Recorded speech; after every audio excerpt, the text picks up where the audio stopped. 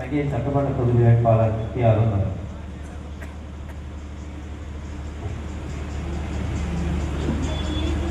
பெண் விடுதலை இல்லையே மண் விடுதலை இல்லை என்று உலகிற்கு காட்டிய எங்கள் உயிர் தலைவர் மேதகுவே பிரபாகரன் அவர்களுக்கு வீர வணக்கத்தை செலுத்தி, ஊழல், லஞ்சம், சாராயம் இதுவா அரசியல் என்ற மாபெரும் பொதுக்கூட்டத்தை நடத்தி கொண்டிருக்கும் அனைத்து தாய் தமிழ் உறவுகளுக்கும், எங்களுக்கு பாதுகாப்பை வழங்கிக் கொண்டிருக்கும் காவல்துறைக்கும், இந்த எளிய பிள்ளைகள் என்ன பேசப் போகிறார்கள் என்று ஆங்காங்கே அமர்ந்து கேட்டுக்கொண்டிருக்கும் பொதுமக்களுக்கும் சீமான் தங்கையின் புரட்சி வணக்கம்.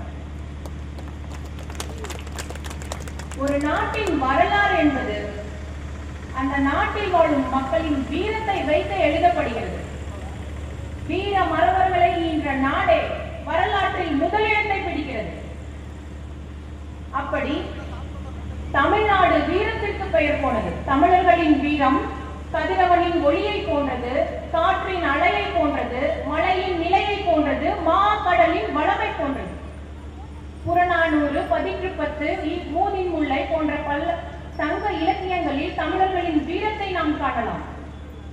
சேரன் செங்குட்டுவனையும் கரிகாலனையும் பாரியின் வரம்பையும் நாம் எண்ணி பார்க்கவில்லை. நமது தமிழ் மன்னர்களை எண்ணி பார்ப்பதில்லை. தமிழர்கள் வரலாற்றை நாம் படிப்பதில்லை. தமிழர்கள் நாம் யார் என்பதை நாம் உணரவில்லை. படிப்பதற்கு இவர்கள் நமக்கு எந்த வாய்ப்பும் கொடுக்கவில்லை. தமிழர்களின் வரலாறு திட்டமிட்டு பாடத்திட்டங்களில் இருந்து மறைக்கப்படுகிறது. இந்த நிலை மாற வேண்டும் ஐயா, இந்த நிலை மாற வேண்டும். தமிழர்களுக்கு என்று ஒரு நாடு, தாய் திரு நாடு, தமிழ்நாடு உருவாக வேண்டும். அந்த தமிழ்நாட்டை தமிழன் ஆட்சி செய்ய வேண்டும். அதனால் தான் முழக்கமிடுகிறோம், எங்கள் திருநாட்டில் எங்கள் நல்லாட்சியே என்று. அதனால்தான் முழக்கமிடுகிறோம். தமிழ்நாட்டில் நீங்க எடுத்துக்கிட்டீங்கன்னா ஒவ்வொரு பகுதிக்கும் ஒரு வீர வரலாறு இருக்குது. ஒவ்வொரு பகுதிக்கும் இருக்கு. நீங்க அந்த எந்த மாவட்டத்தை வேணாலும் எடுத்துக்கோங்க, அங்க ஒரு தமிழ் வீர மரபன் இருப்பான். அதே மாதிரிதான் நம்ம சங்ககிரி மண்ணிற்கும் ஒரு வீர வரலாறு இருக்கிறது. அது என்ன வரலாறு நான் சொல்றேன். வீர வரலாறுக்கு தியாகமாய் அந்த பொக்கிஷமாக நின்று கொண்டிருக்கிறது நம்மளுடைய சங்ககிரி மலைக்கோட்டை. அனைவருக்கும் தெரிந்த ஒன்றுதான். முதலில் இந்த சங்ககிரி மலைக்கோட்டை சேர மண்டலம் ஒரு குறுநில மன்னனால முதல்ல கட்டப்பட்டது. அதற்கு பிறகு வந்த விஜயநகர பேரரசுகள் காலத்திலும் நாயக்கர்கள் காலத்திலும் இந்த சங்ககிரி கோட்டை விரிவுபடுத்தப்பட்டது. அதன் பிறகு ஆங்கிலேயர் ஆட்சி காலத்தில் கோட்டைகள் இன்னும் வலுப்படுத்தப்பட்டு சுவர்கள் அமைக்கப்பட்டு வலுப்படுத்தப்பட்டது. நமது வீர மறவர்களான தாத்தா தீரன் சென்னமலையும் தாத்தா குணாளன் நாடார் என்கிற கட்டுத்தடிக்காரரையும் கருப்ப சேப்பையையும் கொள்ளான் ஆகிய 8 பேரையும் கைது செய்து அடைத்து வைத்திருந்த கோட்டை இந்த சங்ககிரி மலைக்கோட்டை. இதற்கு ஒரு வீர வரலாறு இருக்கிறது. அங்கே நமது வீர மறவர்கள் ஆங்கிலேயர்களிடத்தில் மண்டியிடாமல் எந்த சமரசமும் செய்யாமல், நீ என்னை வேணால் சூழ்ச்சி செய்து கைது செய்திருக்கலாம், ஆனால் என்னுடைய சந்ததிகள், எனக்கு பின்னால் வரும் என் சந்ததிகள் உன்னை இந்த மண்ணிலிருந்து துரத்தி அடிப்பார்கள் என்று தன்னுடைய இன்னுயிரை இரையாக்கினார்கள். அவர்களின் மூச்சு காற்று உலாவிக் கொண்டிருப்பது நமது சங்ககிரி மண்ணில்தான். அது மட்டுமல்ல, ஒரு நாள் இரவு அசதி என்னும் ஒரு இடையன் என்றால் ஆடு மேய்ப்பவர் என்பது பொருள். அந்த வழியா வந்த ஒரு வயதான மூதாட்டிக்கு பொற்கிண்ணத்துல உணவளிக்கிறார். அந்த மூதாட்டியின் வயிற்று பசியை போக்கிய அந்த அசதியின் மேல் அந்த மூதாட்டி மனமகிழ்ந்து ஒரு பாடலை பாடுறாங்க. அதற்கு பேர் தான் அசதி கோவை என்னும் சிற்றிலக்கியம் கோவை நூலில் பாடப்பட்டிருக்கிறது. இதை பாடியவர் அந்த வயதான மூதாட்டி வேற யாரும் இல்லை, நம்முடைய அறிவு மூதாட்டி ஔவையார். பாடியிருக்காங்க. அசதிங்கிற ஒரு இடையன் மேல பாடியிருக்கிறாங்க. அந்த அசதி என்னும் ஒரு இடையன் வாழ்ந்த ஊர் கொங்கு மண்டலத்தில் இருக்கும் ஐவேலி. அந்த ஐவேலி நமது சங்ககிரியில் இருக்கும் இந்த ஐவேலி. இது நமது வரலாறு. அது மட்டுமல்ல, 1930 மகாத்மா காந்தியடிகள் சங்ககிரி ரயில் நிறுத்தத்துல இறங்கிதான் திருச்சி நோக்கி உப்பு சத்தியாகிரகத்துக்கு பயணம் பண்ணியிருக்கிறாங்க. ஆக என் மக்கள் புரிஞ்சுக்கணும், நமக்கு என்ன மாதிரி ஒரு வீர வரலாறு இருக்கிற இந்த மண்ணில் புரிஞ்சுக்கணும். இப்படி ஒரு இடையர், ஒரு சிற்றிலக்கியம் ஔவையால பாடப்பட்டிருக்கு. அவங்க இந்த இடத்துல வந்து போயிருக்காங்க. மகாத்மா காந்தியடிகள் வந்திருக்காங்க. அப்ப எப்படி இத ஒரு தொன்மையான ஒரு மண், ஒரு பெருமை மிக்க ஒரு மண் சங்ககிரிங்கிறத நம்ம புரிஞ்சுக்கணும், நம்ம மக்கள் புரிஞ்சுக்கணும். அது மட்டுமல்ல, நம்ம ஓட்டு போட்டு கடந்த சுதந்திரம் அடைஞ்சதுக்கு அப்புறம் இந்த திராவிட கட்சிகளை நம்பணும். திமுகவையும் அதிமுகவையும் நம்ம நம்பணும். இந்த திராவிடர்கள் தமிழர்களுக்கு ஆனவர்கள் நம்ம நம்பணும். அப்படிதான் நம்பி நம்ம சங்ககிரி தொகுதியில வாக்கு செலுத்தணும். கடந்த 2021ல அதிமுக வெற்றி பெற்றுச்சீங்க. அது மட்டும் இல்ல, அதுக்கு முன்னாடி 2 தடவையும் அவங்க தான் இருந்தாங்க. கடந்த 15 வருஷமா அவங்க இருந்தாங்க. அவர்கள் செய்தது என்ன? 2021ல வந்த எம்எல்ஏ தொகுதி மேம்பாட்டிற்காக அவர்கள் செய்தது என்ன? ஆண்டுதோறும் தமிழ்நாடு அரசு அந்த தொகுதி எம்எல்ஏக்கு, அந்த சட்டமன்ற உறுப்பினருக்கு நிதிய வழங்குது, எம்எல்ஏ ஃபண்ட வழங்குது. 1 லட்சம் 2 லட்சம் இல்ல, 3ல இருந்து 4 கோடி ரூபாய் ஒரு எம்எல்ஏக்கு வழங்கப்படுது தொகுதி மேம்பாட்டிற்காக. இப்பொழுது நமது சிட்டிங் எம்எல்ஏவா இருக்க ஐயா சுந்தரராஜன் அவர்கள் தொகுதியை மேம்படுத்துறதுக்கு என்ன பண்ணிருக்காங்கன்னு பாருங்க. நமது சங்ககிரி மக்கள் அதிகமா நம்ம பேசுற அரசியல் எங்கன்னா, இந்த போக்குவரத்து நெரிசல்ல நம்ம சிக்கி, இந்த விஎன் பாளையம் இந்த பச்சைக்காடு போற வரைக்கும் இருக்கிற அந்த போக்குவரத்து நெரிசல்ல தான் நம்ம மக்கள் அதிகமா அரசியல் பேசுவோம். பல காலங்கள்ல அரசியல் வாக்குறுதிகளாகவும் இது இருக்குது. அம்மையார் ஜெயலலிதாவால கூட இந்த வாக்குறுதி கொடுக்கப்பட்டிருக்கு. ஆர்எஸ் பாலத்தில் இருக்க போக்குவரத்து நெரிசலுக்கு நாங்க வந்தா உடனடியா ஒரு தீர்வு கொடுப்போம். கொடுத்திருக்காங்களா? இல்ல. இது நாள் வரைக்கும் போக்குவரத்து நெரிசல் அந்த பிரச்சனைக்கு நம்ம சிட்டிங் எம்எல்ஏவோட நிலைப்பாடு என்ன? என்ன செஞ்சிருக்காரு அவரு? என்ன செஞ்சிருக்காரு? எதுவும் கிடையாது. அது மட்டுமல்ல, பழைய பேருந்து நிலையமும் புதிய பேருந்து நிலையம் மக்கள் வரி பணத்தால கட்டப்பட்டது. எதுக்கு? அது மக்கள் பயன்பாட்டுக்காக அதுதான் இருக்கணும். இருக்கா இன்னைக்கு? மக்கள் எப்படி நம்ம பயணம் செய்யறோம்? எந்த இடத்துல நின்று நம்ம வந்து பேருந்துகள் ஏறோம்? புளிய மரத்துக்கடியிலையும் மழையில வெயில நிக்கிறோம். வயசானவங்க நிக்க முடியலன்னா பக்கத்துல இருக்கிற கடைகள்லாம் உட்காந்துருக்கோம், படிக்கட்டுகள்லாம் உட்காந்துருக்கோம். வரி பணத்தையும் அரசுக்கு கட்டிட்டு இன்னைக்கு நம்ம அந்த அரசுக்கு கொடுத்த வரி பணங்கள் எல்லாம் திருப்பி நலத்திட்டங்களா கொண்டு வராங்களா? இல்ல. நம்ம எம்எல்ஏ இதுக்கு செஞ்சது என்ன? 15 வருட ஆண்டுகளா அந்த கட்டப்பட்ட கட்டடம் அப்படியே இருக்கு. சிறு குறு வணிகர்களுக்காக கட்டிவிடப்பட்ட கடைகள் அப்படியே இருக்குது.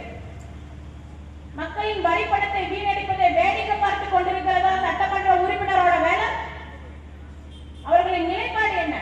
வரலாற்று பொக்கிஷமாக இருக்கக்கூடிய இந்த சங்ககிரி மலைக்கோட்டையில மேல சென்னகேஸ்வர பெருமாள் கோவில் இருக்குது, மறுபக்கம் தர்கா இருக்குது. மேல இருக்க கோவிலுக்கு கலசம் இல்ல, ஆனா பூஜைகள் நடக்குது. கீழே தேரோட்டம் நடக்குது. மேல வழிபாட்டுக்காக மக்கள் மேல மலைக்கு போறாங்க. அந்த பாதைகள் சரியா சீரமைச்சிருக்காங்களா? மேல மின்சாரம் கிடையாது, தண்ணீர் குடிக்கிறதுக்கு தண்ணீர் கிடையாது. பாலடைஞ்ச நிலையில வச்சிருக்காங்க நம்ம சங்ககிரி மலைக்கோட்டையை. அது மட்டுமல்ல, சங்ககிரி மலைக்கோட்டையை சுற்றி வெறும் முட்செடிகள், சீமக்கருவேலை மரங்கள். அந்த மரம் நிலத்தடி நீரை உறிஞ்சக்கூடியது. நம்ம சங்ககிரி மலைக்கோட்டையில மூலிகை தாவரங்கள் அதிகமா இருக்குது. தமிழ்நாட்டின் தேசிய மலரா இருக்கக்கூடிய செங்காந்தல் மலர் இங்க இருக்குது. எவ்வளவு பெருமை வாய்ந்த ஒரு கோட்டை இது. சங்ககிரினாலே ஒரு அடையாளம் நம்மளோட கோட்டை தான். எப்படி வைத்திருக்கிறார்கள் இந்த ஆட்சியாளர்கள்? இந்து சமய அறநிலையத்துறை மீதும் தொல்லியல் துறை மீதும் மாறி மாறி மாறி மாறி குற்றம் சாட்டிக் கொண்டு நாங்களும் மனு கொடுத்தோம். ஏதாவது பண்ணுங்க, பாலடைந்த நிலையில இருக்குன்னு. எங்களுக்கு ஒரு பதில் வந்தது. என்னன்னு? 30 நாள்ல உங்களுக்கு நாங்க நடவடிக்கை எடுக்கிறோம் அப்படின்னு நவம்பர்ல கொடுத்தது. இதுவரைக்கும் அவங்க எதுவும் பண்ணல, பண்ணவும் மாட்டாங்க, பண்ணவும் போறதில்லை. இதெல்லாம் நம்ம சிட்டிங் எம்எல்ஏக்கு தெரியாதா? இதுதான் ஒரு மக்கள் பிரதிநிதி செய்யக்கூடிய வேலையா அந்த தொகுதியில? அது மட்டுமல்ல, இங்க இருக்கிற மருத்துவமனை எல்லாருக்கும் தெரிஞ்ச ஒண்ணுதான். சங்ககிரியில இருக்கிற மருத்துவமனை என்ன நிலைமையில இருக்குன்னு பாருங்க. ஒரு வரலாற்று பதிவு இருக்குது அந்த மருத்துவமனைக்கு. என்னன்னா, ஒரு மேஜர் பஸ் ஆக்சிடென்ட் நடக்குது. பல பயணிகள் அதுல வந்து தீவிரமான காயம் அடைகிறாங்க. நேரா அந்த மருத்துவமனைக்கு எடுத்துட்டு போகும்போது சொல்றாங்க, நீங்க இங்க போங்க அங்க போங்க, டைரக்ட் பண்ணி அத்தனை பயணிகளையும் சேலத்துக்கும் ஈரோட்டிற்கும் அனுப்பி வைக்கிறதுக்கு தான் இந்த சங்ககிரி பகுதியில நம்ம மருத்துவமனைக்கு ஒரு அரசு பொது மருத்துவமனை வச்சிருக்கோமா? போன வருஷம் 2025 மார்ச் மாதத்துல பேரூராட்சியில இருந்து நகராட்சியா மாற்றப்பட்டிருக்கு. நகராட்சியா மாற்றினதுக்கு அப்புறம் மக்களுக்கு வரி பணத்தை அதிகப்படுத்தி இருக்கீங்களே, அதை என்ன நலத்திட்டங்கள் கொண்டு வந்திருக்கீங்க? எதுவும் கிடையாது. சரி, பள்ளிகளை யாரும் தரம் உயர்த்தி இருக்கீங்களா? பள்ளிகளோட கட்டமைப்பு வசதிகள் சரியா இருக்குதா? அதுவும் கிடையாது. இங்க பாதுகாப்பு கருவிகள் ஏதாவது பொருத்தி இருக்கீங்களா? அதுவும் கிடையாது. நம்முடைய சங்ககிரி என்பது ஒரு வளர்ந்து வரும் வர்த்தக மையமாக இருக்குது. இன்னைக்கு நம்மளோட மக்கள் அதிகமா பண்றது லாரி தொழில் பண்றாங்க, விவசாயம் பண்றாங்க. பல காலங்களா அரசியல் வாக்குறுதிகளா மட்டும்தான் நாங்க உங்களுக்கு தொழிற்பேட்டை அமைச்சு கொடுப்போம்னு சொல்றீங்க. செஞ்சிருக்கீங்களா? இல்ல. நூலகம் இருக்குதா? இல்ல. இப்பதான் ஒரு நூலகம் கஷ்டப்பட்டு போராடி அந்த நூலகத்தை அமைக்கிறதுக்கு ஏற்பாடு பண்ணி இருக்கிறாங்க. மேபி தேர்தல் வருதுங்கிறதுனால பண்ணி இருக்கிறாங்களா என்னங்கிறதும் நம்மளுக்கு தெரியல. அப்ப என் அன்பார்ந்த மக்கள் சிந்திச்சு பார்க்கணும், இப்படிப்பட்டவர்களுக்கு நம்ம ஏன் வாக்கு செலுத்தணும்? எதற்காக வாக்கு செலுத்தணும்? அது ஒரு ஆயுதம், நம்மளுக்கு ஒரு ஆயுதம், ஆட்சியை மாற்றக்கூடிய ஒரு ஆயுதம் இல்லையா வாக்கு நம்மளுக்கு? எதற்காக திருப்பியும் அவர்களுக்கு நம்ம வாக்கு செலுத்தணும்? இதே மாதிரி போக்குவரத்து நெரிசல்ல சிக்கி தவிக்கிறதுக்கும், இதே மாதிரி பயன்பாட்டில் உள்ள பஸ் ஸ்டாண்ட திருப்பி போய் பார்க்கவும், அங்க தானியங்கி ஓட்டுநர்கள் இருக்கிறாங்க, அவங்களோட வாழ்வாதார நிலை இன்னைக்கு பாதிக்கப்படுது. ஏன்? பஸ் ஸ்டாண்டு இன்னைக்கு பயன்பாட்டுல இல்ல. அதனால மக்கள் இங்கேயும் அங்கேயும் போறாங்க, அவங்களோட வாழ்வாதாரம் இன்னைக்கு பாதிக்கப்படுது. இதற்கெல்லாம் நம்மளுடைய எம்எல்ஏ நிலைப்பாடு என்ன? எதுவும் கிடையாது. அவர்களுக்கு எதுவும் கிடையாது. ஏனென்றால் இவர்கள் சீட்டுக்கானவர்களும் ஓட்டுக்கானவர்களும், இவர்கள் மக்களுக்கானவர்கள் இல்ல. இதை என்னோட மக்கள் புரிஞ்சுக்கணும். 2026 நாம் தமிழர் பிள்ளைகள் நாங்கள் தான். சங்ககிரி கோட்டை சரியாக படிக்கட்டுகள் சரியாக சீரமைக்கப்பட்டு, கலசங்கள் பொருத்தப்பட்டு, திருப்பணிகள் கோவிலுக்கு மேற்கொள்ளப்பட்டு, தற்காப்பு தேவையான வசதிகள் செய்து கொடுக்கப்பட்டு, மேலே குடிநீர், மின்சாரம் உள்ளிட்ட அடிப்படை தேவைகளை பூர்த்தி பண்ணி சங்ககிரி மலைக்கோட்டையை ஒரு சுற்றுலா தலமாக மாற்ற போவது சீமானின் தம்பி தங்கைகளும் பிரபாகரனின் பிள்ளைகள் நாங்களும் தான். இவர்கள் கிடையாது, பண்ண மாட்டாங்க. இதெல்லாம் செய்ய போவது நாங்க தான். அது மட்டுமல்ல, போக்குவரத்து நெரிசலுக்கு உடனடியாக ஒரு தீர்வு எடுத்து கொடுக்க போவது நாங்கள் தான். சட்டமன்றத்தில் சங்ககிரி மக்களின் இதுதான் முதன்மையான பிரச்சனை, போக்குவரத்து நெரிசல் என்பது முதன்மையான பிரச்சனை என்ற தீர்மானம் நிறைவேற்றப்பட்டு போர்க்கால அடிப்படையில் ஒரு தீர்வை நாங்கள் எடுத்துக் கொடுப்போம். சாலை விரிவாக்கம் பண்ணணுமா, இல்ல வாகனங்களுக்கு கட்டுப்பாடுகள் விதிக்கணுமா, இல்ல மாற்று பாதைகள் அமைக்கணுமா, இதை முடிவு பண்ணி மாவட்ட ஆட்சியரிடமும் ஹைவே டிபார்ட்மெண்டோடையும் ரயில்வே டிபார்ட்மெண்டோடையும் அவசர கால திட்டங்களை அமல்படுத்தி மக்களின் பிரச்சனைக்கு முக்கியத்துவம் கொடுத்து இதை நாங்கள் தீர்த்து வைப்போம். இதை செய்ய போறது நாங்க தான். அது மட்டுமல்ல என் அன்பார்ந்த சொந்தங்களே, இங்கே பல காலங்களாக அரசியல் வாக்குறுதிகளாக மட்டுமே இருக்கக்கூடிய ஒருங்கிணைந்த தொழிற்பேட்டை நம்முடைய லாரி தொழிலும் அதற்கூட இருக்கிற இணைந்த தொழில்களும் சேர்ந்த ஒரு தொழிற்பேட்டை. அதிலே அவர்களுக்கு தேவையான மருத்துவ வசதியும், அவர்களுக்கு தேவையான கழிப்பறை வசதி, தூய குடிநீர், ஓட்டுநர்கள் ஓய்வெடுக்கக்கூடிய ஓய்வறைகளுடன் கூடிய அனைத்து வசதிகளுடன் கூடிய ஒரு ஒருங்கிணைந்த தொழிற்பேட்டையை நாங்கள் அமைத்துக் கொடுப்போம். அது மட்டுமல்ல, அதோட மட்டுமல்ல, ஒரு மாவட்டங்களிலும் சங்ககிரி சட்டமன்ற தொகுதியிலும் சரி ஒரு ஒருங்கிணைந்த விவசாய பண்ணைகளை நாங்கள் கொண்டு வருவோம். அந்த விவசாய பண்ணைகளில் ஆடு, மாடு, கோழி, ஒரு புறம் தாவர உற்பத்தியான காய்கறிகள், பழங்கள், கீரைகள் இதெல்லாம் நடக்கும். ஒரு புறம் விவசாயிகள் உற்பத்தி செய்வார்கள், ஒரு புறம் அரசு விவசாயிகளுடன் சேர்ந்த அரசும் விவசாயம் செய்யும். அதனாலதான் சொல்றோம், படித்தவர்கள் படிக்காதவர்கள் என அனைவருக்கும் அரசு வேலை. இனி படிக்காதவர்களை இல்லை என்ற நிலையை உருவாக்குவதே எங்களின் அடுத்த வேலை அப்படின்றோம். எப்படி படிக்காதவர்களுக்கும் படித்தவர்களுக்கும் வேலை கொடுப்பீங்க? இப்படிதான் கொடுப்போம். ஒரு ஒருங்கிணைந்த பண்ணைகள் அமைக்கிறதுக்கும், ஒரு ஒருங்கிணைந்த தொழிற்பேட்டைகள் அமைக்கிறதுக்கும், அந்த பிளான் கொடுக்கறதுக்கு சிவில் இன்ஜினியர்ஸ் தேவை, சிசிடிவி கேமரா பிக்ஸ் பண்றதுக்கு எலக்ட்ரானிக்ஸ் இன்ஜினியர்ஸ் தேவை. அது மட்டும் இல்லாம உள்ள தண்ணி, கரண்ட் இதெல்லாம் கொண்டு போறதுக்கு ட்ரிபிள் படிச்சவங்க தேவை, எலக்ட்ரிக்கல் இன்ஜினியர்ஸ் தேவை, மெக்கானிக்கல் இன்ஜினியர்ஸ் தேவை. இந்த உட்கட்டமைப்பெல்லாம் முடிஞ்சதுக்கு அப்புறம் கிரவுண்ட் லெவல்ல வேலை பார்க்கறதுக்கு படிப்பு அவசியம் இல்ல. அந்த இடத்துல படிக்காதவர்களை வேலைக்கு அமர்த்தலாம். அதெல்லாம் கணக்கீடு செய்ய எவ்வளவு ஆடு இருக்கு,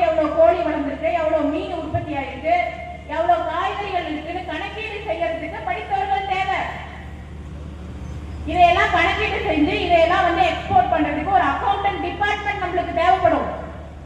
அக்கௌண்டன்ட் படிச்சவங்களுக்கு அந்த இடத்துல வேலை. இதெல்லாம் நம்ம உள்நாட்டு வெளிநாடு வணிகங்கள் செய்யறதுக்கு நம்மளுக்கு ஒரு ஐடி டீம் தேவைப்படுவாங்க. இந்த ப்ராடக்ட்டை சேல் பண்ண மார்க்கெட் பண்ண நம்மளுக்கு எம்பிஏ படிச்சவங்க தேவைப்படுவாங்க. அதனாலதான் நாங்க சொல்றோம், இந்த ப்ராடக்ட்டை வச்சு நிலமும் வளமும் சார்ந்த தொழிற்சாலைகளை கொண்டு வருவோம். பால் உற்பத்தி ஆச்சுன்னா பாலில் இருந்து மதிப்பு கூட்டும் சேவைகளை, பாலில் இருந்து மதிப்பு கூட்டும் பொருட்களை தயாரிக்கிற தொழிற்சாலைகளை நாங்க கொண்டு வருவோம். தக்காளியில இருந்து தக்காளி பேஸ்ட் தயாரிக்கிற தொழிற்சாலை, இது மாதிரி நிலமும் வளமும் சார்ந்த தொழிற்சாலையை சங்ககிரியில் கொண்டு வருவோம். அப்போ இங்க இருக்கிற ஒரு பிஎஸ்சி படிச்சவங்கல இருந்து இன்ஜினியர் படிச்சவங்க, டாக்டர் படிச்சவங்கல இருந்து இந்த இடத்துல படிச்சவங்களுக்கு இங்கேயே வேலை. இப்படிதான் நாங்க கொண்டு வருவோம். இதுதான் நாங்க சொல்ற வளர்ச்சி திட்டங்கள். அது மட்டும் இல்லாம இன்னைக்கு சங்ககிரியை ஒரு குப்பை நகரமா மாத்தி வச்சிருக்காங்க. நாங்க வந்ததுக்கு அப்புறம் திடக்கழிவுகளை முறையா, திரவ கழிவுகளை முறையா சுத்திகரிச்சு அதற்கான ஆலைகளை அமைச்சு அதை மக்கள் பயன்பாட்டிற்கு நாங்க கொண்டு வருவோம். பல காலங்களா விவசாயிகள் போராடிட்டு இருக்காங்க.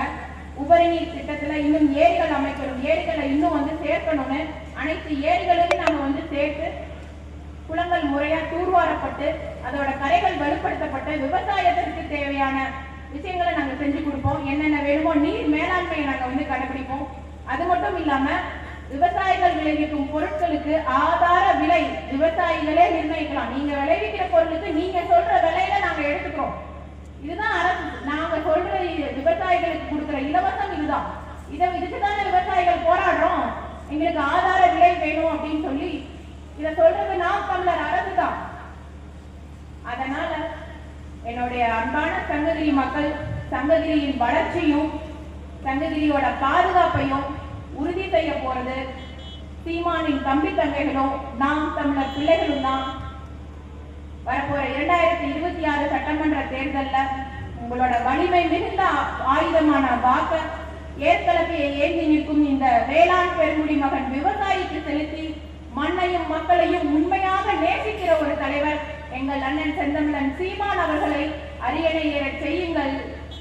வீர மறவர்கள் உலாவிய இந்த மண்ணில் அவர்கள் மூச்சு காற்று சுழன்று கொண்டிருக்கின்ற இந்த சங்ககிரி மண்ணில் இருந்து நாம் தமிழரின் முதல் வெற்றி தொடங்கட்டும். புரட்சி எப்போதும் வெல்லும். நாளை நமது வெற்றி அதை சொல்லும். தமிழ்தாய் வாழ்க, தலைவர் பிரபாகரன் வாழ்க.